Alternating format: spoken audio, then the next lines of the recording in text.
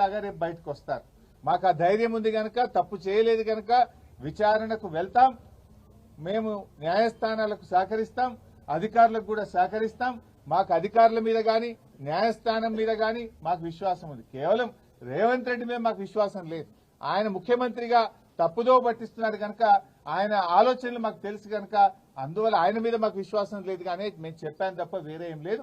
So ఇక్కడ ఈ రోజు కోర్టులో వచ్చినటువంటిది కూడా కొంతమంది తప్పుడు ప్రచారం చేస్తున్నారు సోషల్ మీడియాలో.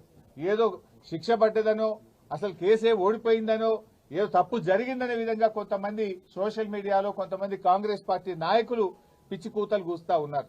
ఇక్కడ చెప్పదలుచుకుంది ఏంటంటే, అసలు విచారణే ప్రారంభం కాలేదు. ఇది తప్పుడు కేసు, దీన్ని క్వాష్ చేయాలని మేము వెళ్ళాం.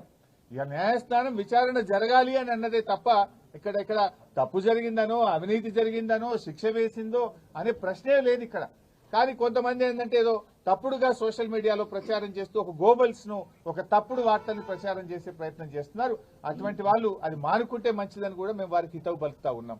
సో ఈ రోజు తప్పకుండా మేము సంపూర్ణమైన విశ్వాసంతో ఉన్నాం. ఇది ఒక తుఫైల్ కేసు. మా ఆర్ఎస్ ప్రవీణ్ చెప్పినట్టు ఇది 100% తుఫైల్ కేసు. ఫైనల్ గా ఇందులో ఎలాంటిది కూడా బయటకు వచ్చేది లేదు. అసలు ఒక రూపాయి రాష్ట్ర ప్రభుత్వ ఖజానా నుంచే పోయింది లేదు. రాష్ట్రానికి ఆదాయం వచ్చింది తప్ప రాష్ట్రానికి జరిగిన నష్టమేం లేదు. రాష్ట్ర ప్రయోజనాల కోసం చేసిన తప్ప కేటీఆర్ గారు స్వంతగా తన కోసం చేసినటువంటిది కాదు. అందువల్ల ఆయన మాకు ఆ విశ్వాసం ఉంది కనుక 9వ తేదీ ఆయన ఏసీబీ విచారణకు వెళ్తారు.